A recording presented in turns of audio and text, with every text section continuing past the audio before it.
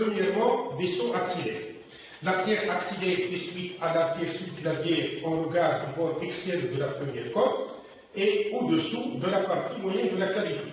Elle traverse obliquement en bas et en dehors de la cavité axillaire en décrivant une courbe à concavité inféromédiane. Elle se continue au bord inférieur du muscle grand pectoral par l'artère brachiale. Elle est satellite au niveau de la région axillaire du muscle coraco-brachial. L'artère axillaire donne dans la cavité axillaire 6 branches collatérales qui sont de haut en bas. La première, l'artère thoracique suprême se détache de l'artère axillaire au voisinage du muscle subclavier. Elle se porte en bas et en dedans et se distribue aux muscles pectoraux. Deuxième artère, l'artère thoraco-acromiale. L'artère thoraco-acromiale se détache de la face antérieure de l'artère axillaire. Elle se porte en avant sur un trajet à peu près de 1 cm, traverse le fascia clavipectoral et se divise en 2 rameaux. Là, interne le rameau thoracique qui se distribue au muscle de la paroi du thorax, et le rameau acromial se porte en dehors, se distribue au muscle deltoïde, à l'articulation scapulo-humérale et à l'articulation acromio-claviculaire. Il donne un rameau qui descend dans le sillon deltopectoral, c'est le rameau deltoïdien. L'artère thoracique latérale se détache de la face antérieure de l'artère axillaire, elle se porte en bas et en dedans et s'applique sur le muscle dentelé antérieur du thorax, auquel elle se distribue. L'artère subscapulaire se détache de l'artère axillaire au bord inférieur du muscle subscapulaire. Elle se divise en 2 branches, l'artère circonflexe de la scapula qui se porte en arrière vers la région subscapulaire et l'artère thoracodorsale qui descend en arrière de l'artère thoracique latérale et se distribue à la paroi latérale du thorax. Et 2 artères qui vont contourner le col chirurgical de l'humérus, une artère qui passe en arrière du col chirurgical de l'humérus, c'est l'artère circonflexe postérieure de l'humérus, et une artère qui passe en avant du col chirurgical de l'humérus, et les 2 artères s'anastomosent l'une avec l'autre au bord latéral de l'humérus. Et donc vont donner plusieurs branches qui se distribuent au muscle deltoïde. L'artère subscapulaire inférieure donne un rameau qui monte dans le sillon intertuberculé.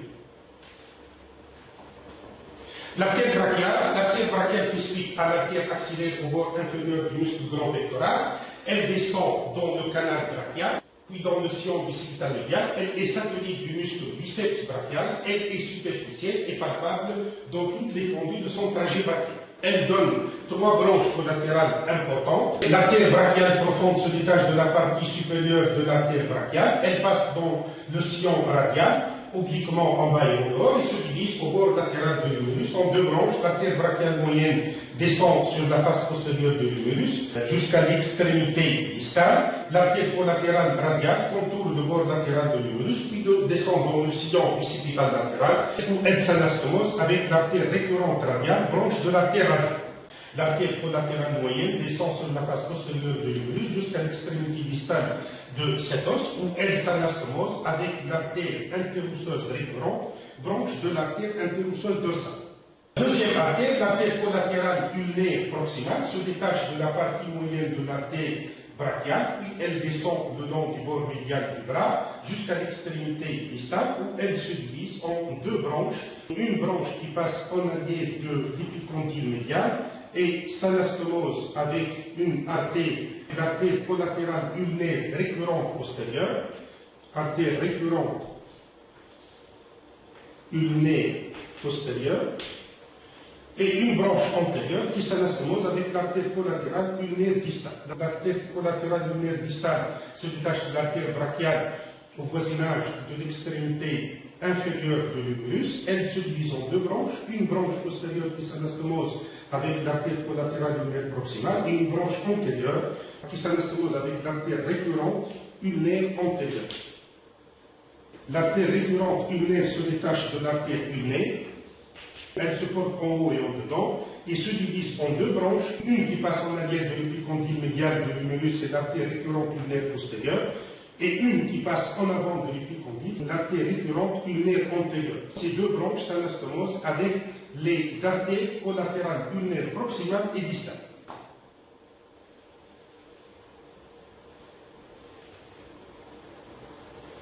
Et une dernière branche, c'est l'artère nourricière de l'humérus qui traverse le foramen nourricier un peu au-dessous et en dedans de la tubérosité deltoïde. L'artère nourricière de l'humérus se détache de la partie supérieure de l'artère brachiale. Elle s'engage dans le foramen nourricier situé au-dessous et au-dedans de la tubérosité deltoïdée.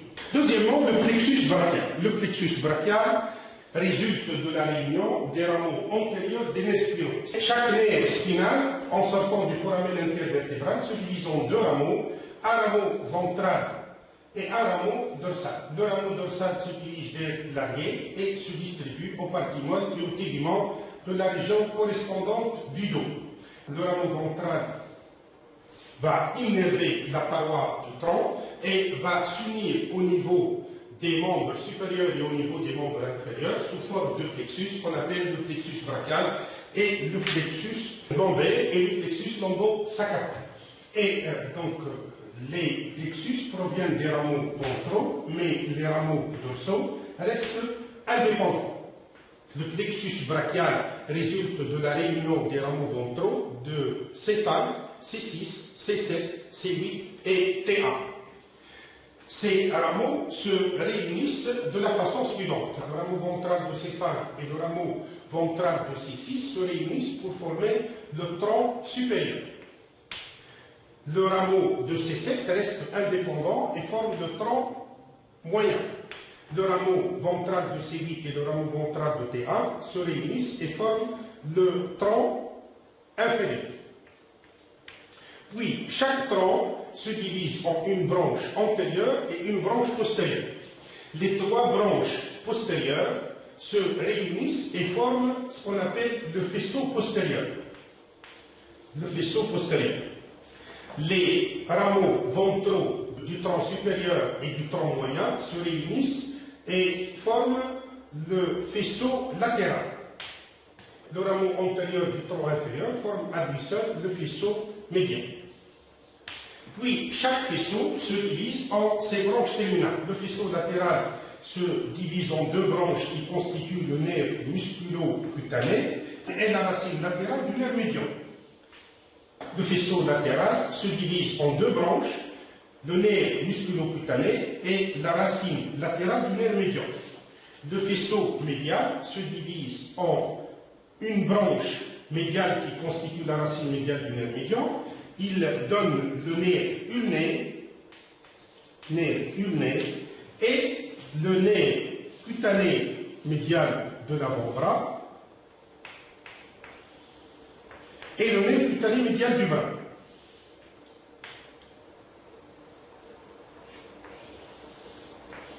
Nerf cutané médial de l'avant-bras et nerf cutané médial du bras.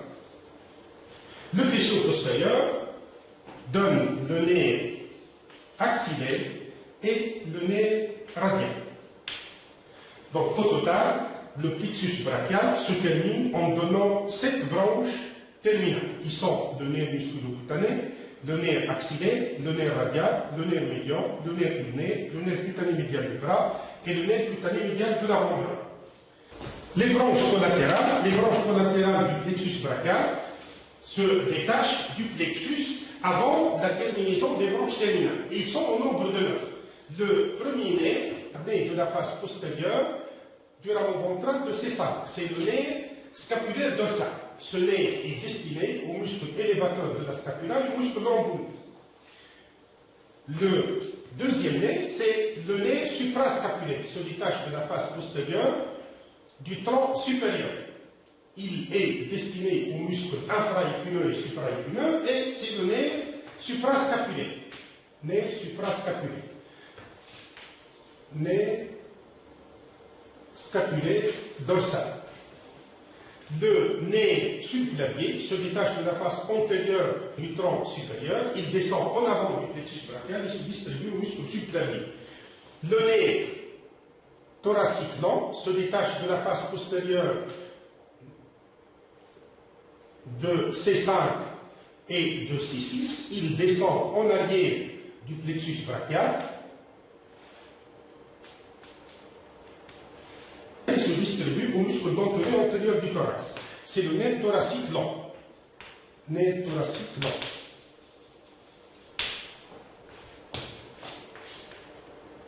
nerf subclavier. Les branches infraclaviculées sont au nombre de 5. Le nerf pectoral latéral. Le nerf pectoral latéral se détache du faisceau latéral. Il se divise en 2 rameaux. Un rameau qui se distribue au muscle grand pectoral et un rameau anastomotique qui s'anastomose avec un rameau qui vient du faisceau médial. Le rameau anastomotique et le rameau qui provient du faisceau médial constituent le nerf pectoral médial et ce nerf se distribue au muscle petit pectoral. Donc au total, le nerf pectoral latéral se distribue au muscle grand pectoral et participe à l'innervation du muscle petit pectoral. Et le nerf pectoral médial donc, se détache du faisceau médial et reçoit une once anastomotique du nerf pectoral latéral et se distribue au muscle petit pectoral.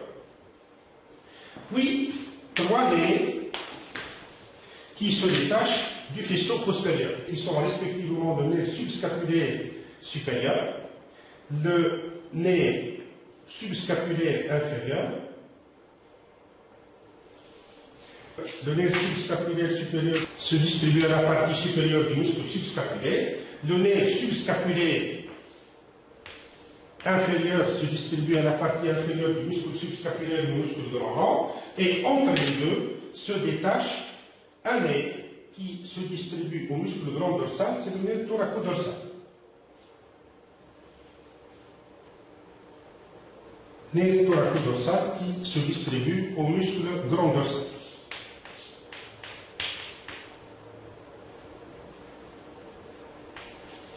Nerf thoracodorsal.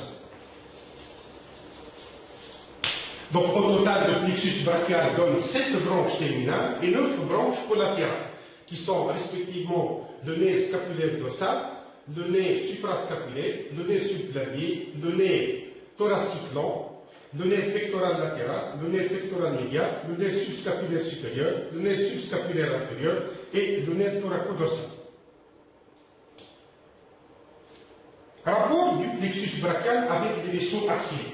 Les vaisseaux axillaires sont représentés par l'artère axillaire et la veine axillaire, donc qui décrivent une courbe à concavité inféro-médiale, et la veine axillaire résulte de la réunion des veines brachiales communes. Parfois, elle résulte de la réunion de la veine brachiale commune avec la veine basilique, parce que la veine basilique, elle peut se jeter dans la veine brachiale médiale, soit elle va constituer avec la veine brachiale commune la veine subclavienne. Dans tous les cas, la veine subclavienne longe le bord inférieur de l'artère axillaire. Les vaisseaux axillaires sont en rapport avec les faisceaux axillaires, parce que la partie supérieure du plexus brachial, qui est formée par des rameaux ventraux et par des troncs, sont situés au niveau du cou et cheminent entre le muscle scalaire moyen et le muscle scalaire antérieur. Et quand on arrive au niveau de l'extrémité supérieure de la région axillaire, le plexus brachial est représenté par les faisceaux, c'est-à-dire le faisceau latéral, le faisceau postérieur et le faisceau médial. Ces faisceaux sont disposés au sommet de la région axillaire en 3 faisceaux, un faisceau latéral, un faisceau postérieur et un faisceau médial. Donc ils sont disposés de haut en bas et de dehors en dedans. Donc ces faisceaux vont cheminer de façon différente. Le faisceau latéral longe le versant latéral de l'artère axillaire et se divise derrière le muscle petit pectoral en 2 branches terminales qui sont le nerf musculo-cutané et la racine latérale du nerf médian. La racine latérale du nerf médian. Le faisceau postérieur chemine derrière l'artère axillaire.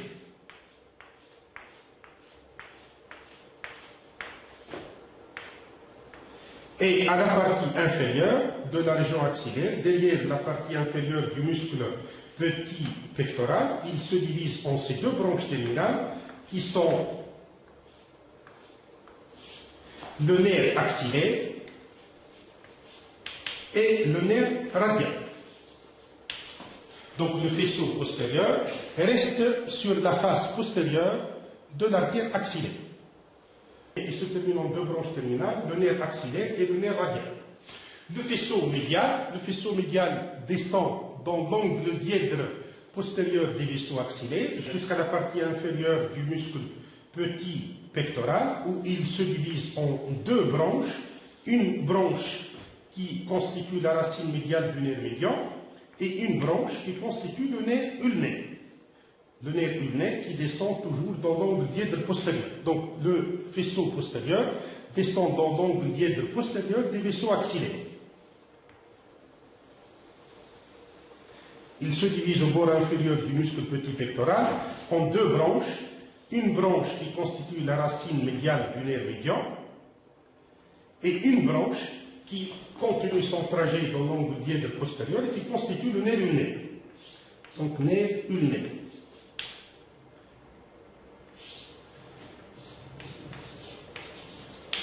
Il donne aussi deux autres branches, le nerf cutané médial de l'avant-bras qui descend sur la face antérieure de la veine axillaire, le nerf cutané médial de l'avant-bras et le nerf cutané médial du bras qui croise la face postérieure de la veine axillaire et chemine ensuite sur le versant médial de cette veine.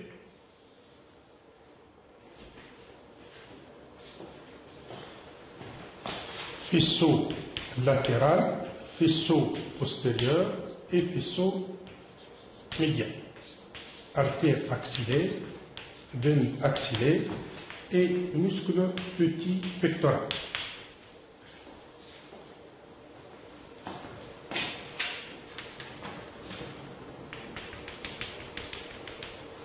Donc le muscle petit pectoral, ici il est coupé pour montrer le rapport du plexus brachial avec le vaisseau axillaire, c'est-à-dire l'artère axillaire et la veine axillaire.